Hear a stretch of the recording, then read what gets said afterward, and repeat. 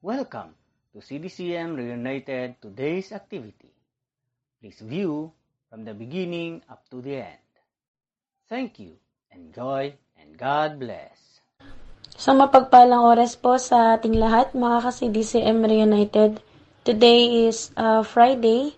Ito po yung ating Team Talk Devotion kung saan po ay lahat po ng mga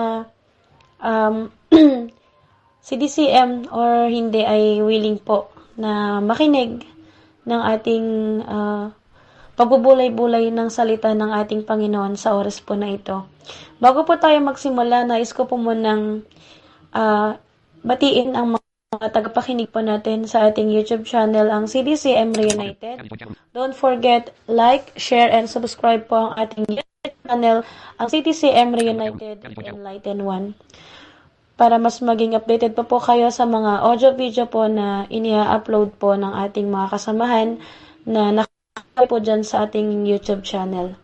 At kung meron din po kayong mga comments and suggestion, malayan nyo lang po yung isend dyan sa ating comment section.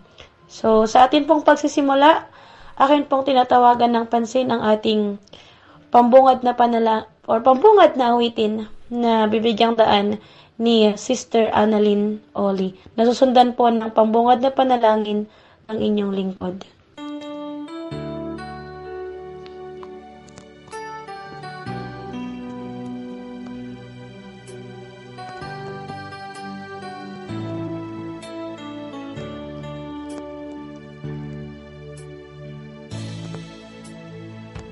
Pusong dalisay ang aking nais, nalikain mo Diyos para sa akin. Pusong dalisay ang aking nais, nalikain mo Diyos para sa akin. Isang pusong tapat na sa'yo'y nagmamahal, isang pusong sa'yo'y walang alinlangan, isang pusong itinitibok na ika'y parangalan. Ano ko'y pagpupuri sa'yo'y lamang, Jesus.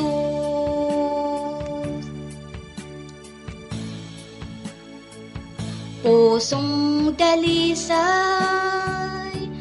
ang aking nais, nalikain mo Diyos para sa akin.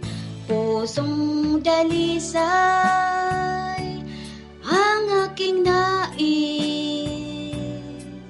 nalikain mo Diyos para sa akin. Isang pusong tapat na sa'yo'y nagmamahal, isang pusong sa'yo'y walang alinlangan, isang pusong itinitibok na ika'y parangalan. Ano ko'y pagpupuri sa'yo'y lamang, Jesus.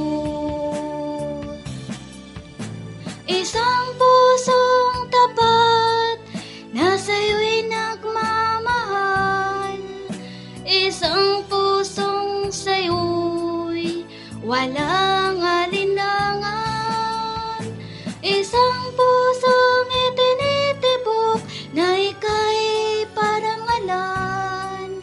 Ano ko'y pagpupuri sa'yo'y lamang, Jesus. Ano ko'y pagpupuri sa'yo'y lamang, Jesus. Ano ko'y pagpupuri sa'yo'y lamang, Jesus. Our graciously Heavenly Father, Maraming salamat po sa pagkakataon na muli mo po kaming pinagtipon-tipon upang magbulay po ng ating Panginoon. Maraming salamat po, Lord God, sa kataon na ibinibigay mo po sa bawat isa na naririto ngayon upang makinig sa iyo, Lord God. Panginoon, salamat po sa dalisay na pagmamahal mo po sa bawat isa sa amin, Panginoon. Hiling ko po, bless mo po ang bawat isa sa amin sa oras po na ito. I-bless mo po ang aming speaker, Panginoon, sa araw po na ito, Lord God. Nawa po, hindi po ang kanyang tinig ang siyang marinig, kundi ang iyong tinig, Panginoon. Nawa po, Lord God, ang iyong mga salita ay tumimo po sa aming mga puso't isipan, Panginoon. This we ask in Jesus' name we pray. Amen. Maraming salamat, Ate Annalyn, sa iyong napakagandang awitin sa oras po na ito. So, praise God. Salamat kasi binigyan tayo ni Lord ng pagkakataon na magkinig ng kanyang mga salita sa oras po na ito. At alam ko po na ang bawat isa ay nakapag-dinner na, ika nga nila ng pagkain, no? Ayan, alam ko po ng bawat isa ay nakapag-dinner na po, ano? Ayan, so alam ko po na busog na ang ating mga tiyan sa oras po na ito. So, balit muli po tayong kakain ng pang-spiritual. At nawa po ay mabusog po ang ating spiritual pagdating po sa pakikinig sa salita ng ating Panginoon. So, akin na pong tinatawagan ng pansin ang ating speaker sa oras po na ito, na wala pong iba kundi si Brother Joseph Amisola Agnad. Isang mapagpalang gabi sa mga bawat isa sa atin, sa mga kasama natin ngayon dito sa ating server, CDCM Reunited. Maraming salamat sa Diyos na buhay pagkat muli na naman tayong binigyan ng pagkakataon ng Diyos upang tayo ay magkaisa na makinig ng kanyang mga salita sa gabing ito. Maraming salamat sa ating mga kasamahan na nandito ngayon. Sana ay habang hinihintay natin ang iba ay makarating sila ng mas maaga at maabutan nila ang salita ng ating Panginoon. So, purihin po natin ang Panginoon sa oras na ito pagkat siya ay talagang napakabuti at hindi nagmamaliw ang kanyang pag-ibig. Talagang binibigyan niya ang bawat isa ng pagkakataon upang magkaroon ng pagkakataon upang siya ay purihin, siya ay sambahin. So sa oras po na ito, atin pong pagnilay-nilayan sa gabi pong ito ang salita ng Panginoon na magmumula po sa Book of Matthew chapter 8 verses 16 to 17. Yan. So Matthew chapter 8 verses 16 to 17. Pakinggan po natin kung ano ang sinasabi ng Diyos sa kanyang salita. When the even was come, they brought unto him many that were possessed with devils, and he cast out the spirits with his word, and healed all that were sick, that it might be fulfilled which was spoken by Esaias the prophet, saying, Himself took our infirmities and bare our sicknesses. Manalangin tayo. Panang Diyos na makapangyarihan sa lahat. Maraming salamat, O Diyos, sa iyong walang hanggang pag-ibig sa amin. Maraming salamat sa iyong walang hanggang pagmamahal na iyong binibigay sa amin. Purihin ka at i-bless mo po ang salita mo naming napainggan sa oras na ito. Sa aming pagninilay-nilay, hayaan mo po naming pong maintindihan ng mas malalim. Magbunga po sa aming mga puso't isipan at aming ding ma-share sa mga ibang tao. Maraming salamat. Maraming salamat. Sa pangalan ni Jesus. Amen. Mga kapatid, dito, si Kristo, nakita natin ang isa sa kanyang mga ministry. Ang ministry na isang kung sa panahong ito ay napaka gawin or napakakuan na ah, abutin baga o gawin ng isang tao na kailangan mo ay talagang pananampalataya na talaga namang napakataas or napakatapat na pananampalatayang kailangan natin. Casting out of evil spirit. Dito sa buhay natin na sa mundong ito, evil spirit is real. Bad spirit is real. At talagang kung minsan ay kung hindi ka mag-iingat, talagang napoposes ang isang tao. Kaya nga merong exorcer, di ba? Kasi may napoposes. Kung may mapoposes, may exorcer. Ganon. So, ano bang trabaho ng exorcer? Ito yung mga tao na nagpapalayas ng mga bad spirit, evil spirit sa mga tao na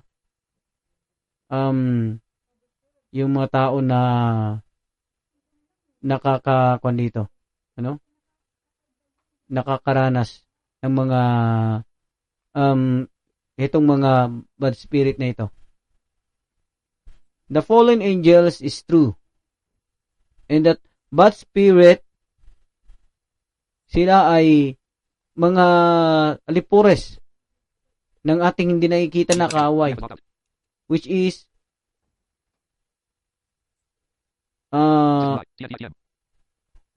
the Lord, which is Satan. Sila ay nagkalat. At upang tayo ay matakot sa kanila, isa sa pamamaraan nila ang pagpuposes. Upang mas paniwalaan nila na mas makapangyarihan sila, ito ay ang ginagawa ni Satan. Even he knows that the Lord Jesus Christ is more powerful, the Lord God is more powerful than him. Kahit alam niya na mas powerful talaga si Lord, pero ginagawa nila ang lahat para ikaw ay malihis at ikaw ay maiba ng landas, na imbis na ang Diyos sa paniwalan mo, sila na, kasi matatakot ka sa kanila. Pero mga kapatid, ang sinasabi ng Diyos dito, sabi nga sa salita ng Panginoon na sa Isaiah pa lang ay prophesy na si Jesus Christ na darating siya upang gawin ang ganitong ministry. Gawin ang ganitong klase ng gawain, di ba? So, doon pa lang sa una, alam na talagang ang si Kristo na Diyos na buhay ay darating upang siya ay gagawa ng mga ganitong himala. Pero anong nangyari? Binasa na ng mga tao sa una pa lang. Nabasa na ng mga kalugar niya sa Israel sa una pa lang. Pero anong nangyari? Walang nanampalataya sa kanya. Walang naniwala sa kanya. Hindi man lang nila nakita na siya na ang sinasabi ni Isaiah. Mga kapatid, sa buhay natin, nangyayari yan. Hanggang sa panahong ito, nangyayari ang ganitong mga pangyayari. That even all preachers always saying, Jesus Christ is the Lord and Savior. Jesus Christ is the one you must have ang dapat mong panampalatayaan. Si Jesus Christ ang dapat mong tanggapin sa iyong puso. Ang dami nang nagsasabi, pero ang daming tao pa rin na hindi nakaka-recognize kung sino talaga si Jesus Christ. No? Real ba?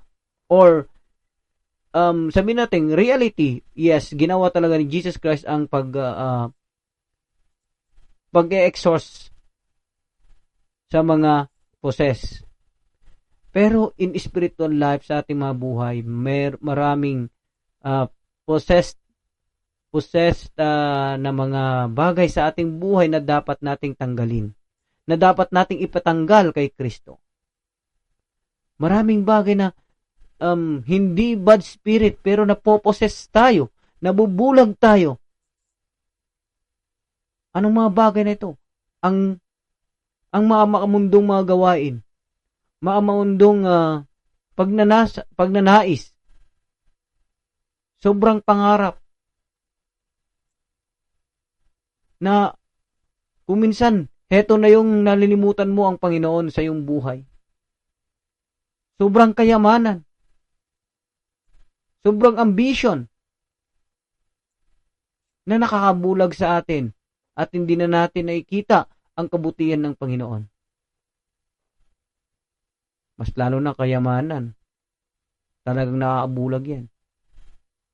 Oras na nagkaroon ka ng kayamanan, kung minsan ang hinihiling mo nun, Lord, kung yayaman ako, kung ibibless mo ako, yayaman ako. Tutulong ako sa maraming tao. Palagi akong sasamba sa iyo. Magpapatayo ako ng church para sa iyo. Pero nung yumaman, wala na, nakalimot na. Nalimutan na ang kanyang promise kay Lord. Nalimutan na ang kanyang mga sinabi kay Lord. At unang-una sa lahat, nalimutan niya na nanggalingan ng kanyang kayamanan, ng kanyang blessing ay sa Panginoon. Naging balahuran na siya sa kanyang buhay. Nabulag siya sa kanyang kayamanan. Nawala na yung, kung may mga magpapatulong, itutulungan niya. Nawala na yung sabi niyang magdudunit siya ng church. Nawala na lahat ang kanyang mga pinalangin sa Panginoon. Sa una pa lang alam na ni Lord na may mangyayaring ganyan sa kanyang buhay, sa ating buhay. Pero dahil alam ni Lord na we have a free will, we have meron tayong sariling kaisipan. Umasa pa rin ang Diyos na tayo ay tutupad sa ating mga promises sa Kanya.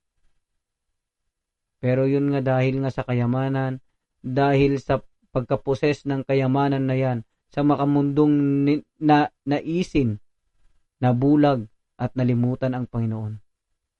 That we need Jesus Christ to exorcise that yung pangbulag na yan, yung pagkaposes na yan. Anong kinakailangan natin? Tanggapin si Kristo sa buhay natin. Dahil may problema. Kung minsan, pati nga problema mismo, di ba? Nakakaposes sa isang tao. Nagdudulot ng pagkalimot sa ating Panginoon. Nalilimutan ng Panginoon. Dahil sa problema. Dahil sa problema, suffering na hindi niya nakayanan. Sabi niya pa, hindi totoo ang Diyos. Kasi kung totoo, bakit ganitong ganyan ang nangyari sa aking buhay? Di ba? Ano pa yung mga nakakaposes sa atin? Sa mga panahong ito. Mga simpleng kalayawan sa buhay. Yun nga sabi ko Mga ugali natin na ayaw nating bitawan. Tayo mismo. May mga ugali tayo na kung minsan nasanay na tayong nagbabackfight pa sa mga kasamahan natin Parehas mong Kristiyano, kwento mo sa kanyang liku-likuran. Dahil may ayaw ko lang na ginawa niya sa iyo. Or may hiniling ka sa kanya pero hindi ka napagbigyan. Ayan, ginawan mo na siya ng kwento. Dahil sa sama ng loob mo sa isang tao, nakagawa ka ng isang maling bagay na na umabot sa paraan na yung siniraan na yung iyong kapatid. Siniraan ng yung kapwa Kristiyano o kapwa nanampalataya. O simpleng kaibigan mo lang siniraan mo na. Kahit man hindi sabihin mong hindi Kristiyano yan. Mali pa rin na ginawa natin yun. Mali pa rin na gawain ang gano'n na porque hindi mo nagustuhan yung ginawa sa'yo ay yun ang sinisiraan sa kanyang likuran. Napakamaling gawain. But ang Panginoon, hinihiling niya sa atin na tayo ay dapat na magpakumbaba sa Kanya. Sa lahat ng ito na ating na nagagawa, dapat tayong magpalinis sa ating Panginoon. Dapat nating tanggapin ang ating pagkakamali at magpakumbaba sa Kanya. Dapat nating tanggapin na siya ay dapat tayong magpalinis lang sa Kanya. Sabi nga sa isang awitin are you washed in the blood of the Lord? Ang daling sabihin, oo. Ang daling sabihin yun, pero in true life ba nangyayari sa atin yun? Are we washed in the blood of the Lord? Sabi ko nga sa una pa lang, na i-prophesy na si Jesus Christ na siya yung darating at ginagawa yung mga ganito na nag-e-exhort siya sa mga possessed na tao. Pero hindi pa rin naman nila nakilala si Jesus Christ. Kaya noon pa lang nababasa na natin ang pangalan ni Kristo na ikukwento na sa atin ng mga magulang natin. Marami ng preachers ang nakarinigan natin. Siguro na mga bata tayo, naranasan pa naman natin siguro na pumasok sa church. Nung lumaki ka na, imbis na bumalik ka sa gawain na pag-church, mas lalo kang lumayo. Dahil sa mga barkada. Diba? Tinarinig mo na ang salita ng Diyos noon pa lang. Pero ikaw mismo, dahil nakaranas ka ng gawa ng mundong ito, you still not accepting it, that word of God into your life. Pero, may oras pa kapatid. Maraming oras pa para sa'yo. Kasi hindi humihinto ang Diyos na tumatawag sa atin. Hindi siya humihinto na kinakalabit ang ating mga puso. Sabi, anak, nandito ako. Magpakumbaba tayo sa Kanya. Hilingin natin ang Kanyang pagpapatawad. Hilingin natin na siya ang magpatawad sa ating mga kasalanan. And I truly tell to you, God is there for us. Handa siyang patawarin tayo. Handa siya na linisan tayo. Na i-exhaust ang lahat ng mga karumihan sa ating puso. Hayaan lang natin siya na i-drive ang ating buhay. Hayaan natin na siya ang maghari sa ating buhay para hindi makasingit ang mga ibang mga ibang espiritu, mga ibang mga gawain sa buhay natin. Na yun ang gustong-gusto ng evil. Yung bakante. Sabi nga sa isang talata sa Biblia, di ba?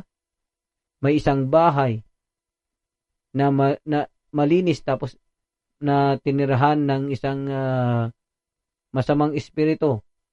Tapos nung nakita niyang napakalinis yon, lumabas siya at nagtawag pa ng iba pang mga mas masama pa sa kanya. Kaya nga nangyayari ang mga bagay na mas lalong sumasama ang buhay natin. Mas lalong sumasama ang mga ugali natin. Kasi nababakante. Pero kung nakita ng evil na yan, na may karga na yan, mas lalo kung ang karga niyan na bahay ay si Kristo,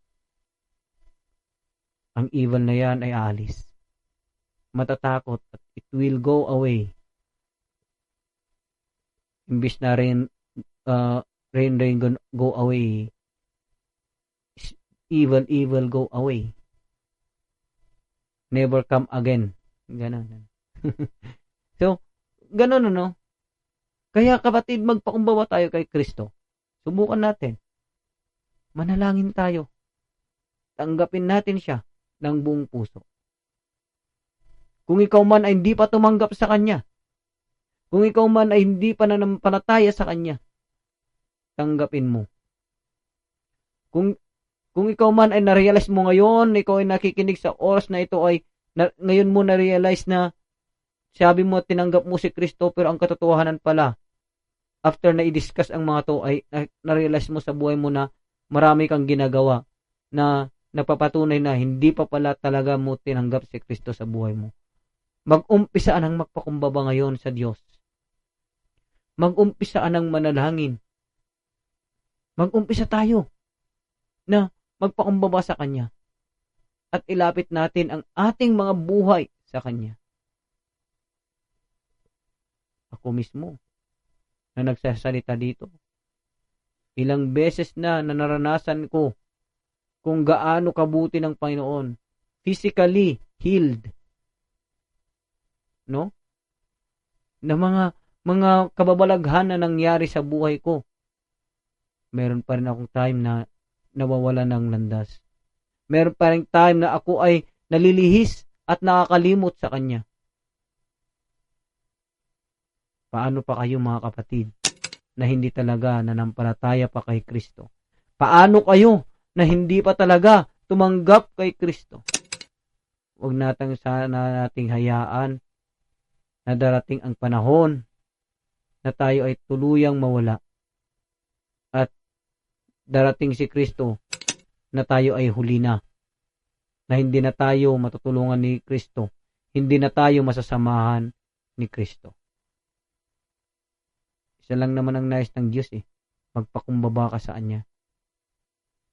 Hayaan mo na ang Kanyang presensya ang siyang dumaloy at tumulong sa iyo. Hayaan mo na ang Kanyang Kanyang presensya ang iyong maramdaman sa iyong buhay. Feel that life. Feel that life.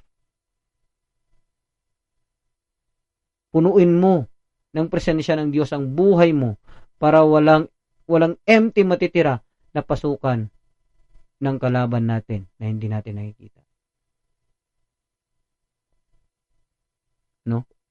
Hayaan na natin ang mga makamundong gawain.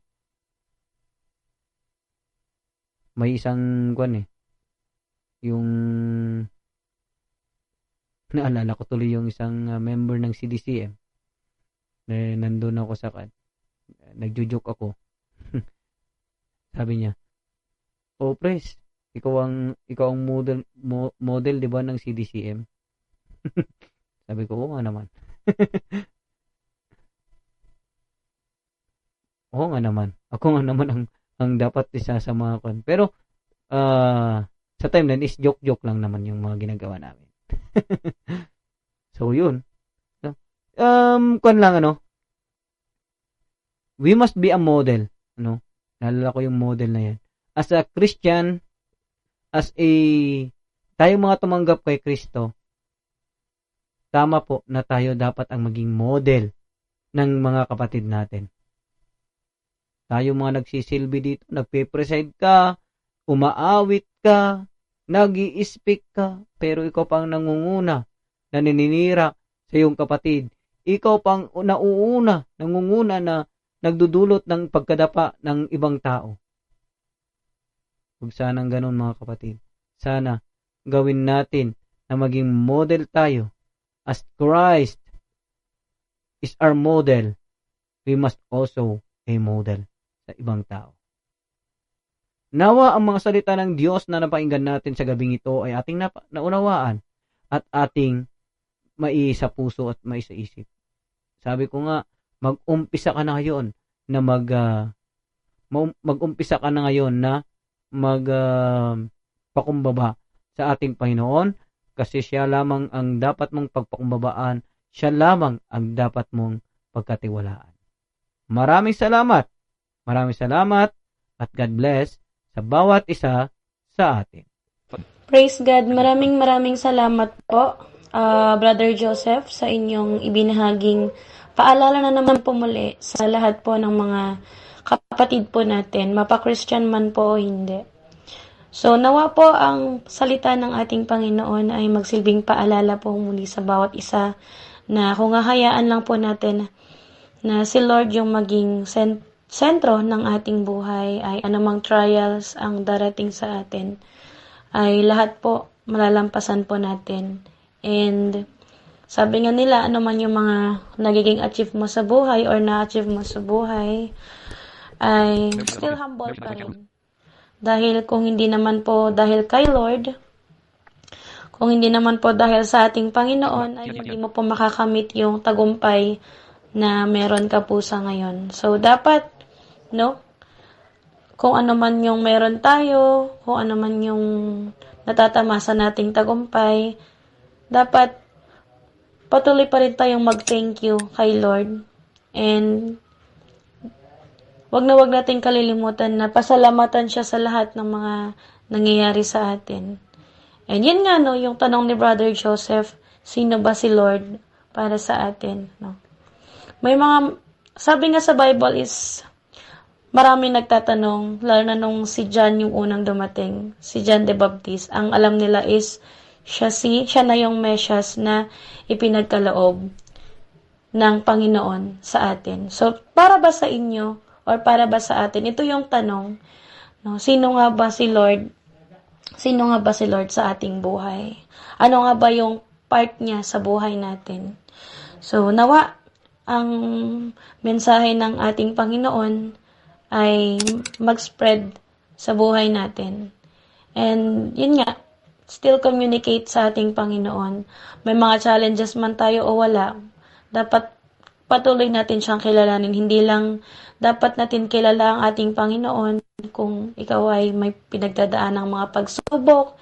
Then after that, pag na-survive mo na, okay, parang wala lang ba? As a normal. It is 8:45.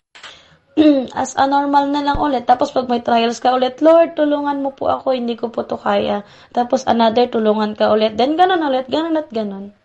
So dapat, may mga pinagdadaanan man tayo o wala, still, patuloy pa rin nating tinatawagan si Lord. Kasi siya lang yung tanging meron tayo sa lahat ng pagkakataon. Sabi nga nila, iwan man tayo ng lahat ng family natin, mga kaibigan, or kung sino man sa mga taong nakapaligid sa atin at anumang bagay na meron sa atin. Subalit merong isang hindi nang iiwan at always na nandyan para sa atin, which is ating Panginoon. So, muling salamat po sa lahat po ng mga tagapakinig na kung may kayong mga suggestions at iba pa, maaari nyo po yung isend sa ating comment section at babasahin po yan syempre ng ating mga kasamahan. At maraming salamat din po sa mga nakasama po natin sa ating Team Talk sa oras po na ito.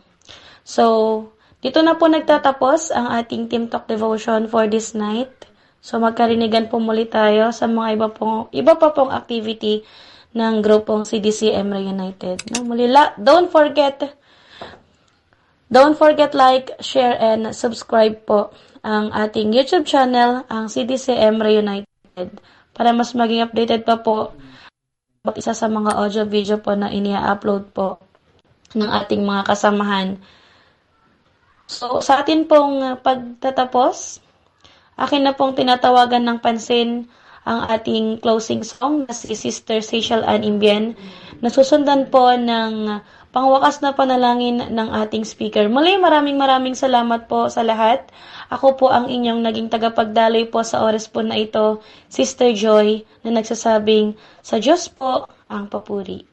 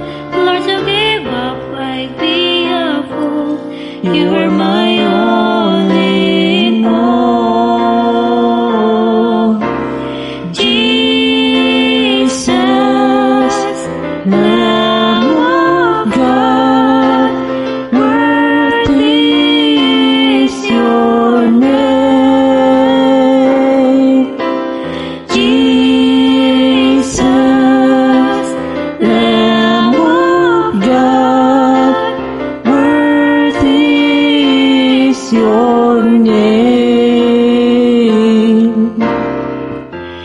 Taking my seat, my cross, my shame, rising again, I'll bless your name.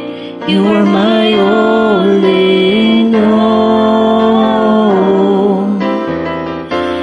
When I fall down, you pick me up. When I am dry, you fill my cup. You are my all in all. Jesus, Lamb of God, worthy is your name. Jesus, Lamb of God, worthy is your name. Jesus, Lamb of God, worthy is your name. Jesus, Lamb of God, worthy is your name. You are my All in all.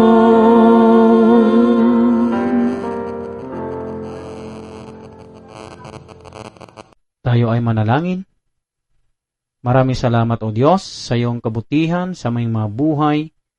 Maraming salamat pagkat ikaw ay nandyan para sa amin. Pinupuri ka namin, pinapasalamatan sa iyong mga salita na aming napainggan sa gabing ito. Maraming salamat pagkat ikaw ang nagbigay sa amin ng mga to. Hayaan mo na tumimo sa aming mga puso at isipan. Hayaan mo naming bumunga ito ng libo-libo at aming ma-share din sa ibang tao. Maraming salamat sa walang hanggang pag-ibig mo sa amin. Maraming salamat sa walang hanggang pagmamahal mo sa amin. Maraming salamat pagkat natapos ang gawaing ito na may kahusayan at may kagandahan, Lord God. Matiwasay na natapos na walang maraming aberya na nangyari. Maraming salamat, Panginoon. Ikaw may dakila, ikaw may taas sa aming mga buhay. Nawa ang iyong kapangyarihan ang mas lalo na maramdaman ng bawat isa sa amin. At sa gabing ito namin paghiwa-hiwalay upang kami ay mamahinga, hayaan mo ng iyong kapangyarihan ang aming maramdaman at kami ay makatulog. At bukas ng umaga, gigising kami ng may bagong pag-asa na harapin ang mga pagsubok ng buhay. Maraming salamat o Diyos. Lahat ng papuri at pagsamba ay aming binabalik sa iyo. Sa pangalan ni Jesus. Amen. Thank you for viewing. Please subscribe and see you again next activity. God bless.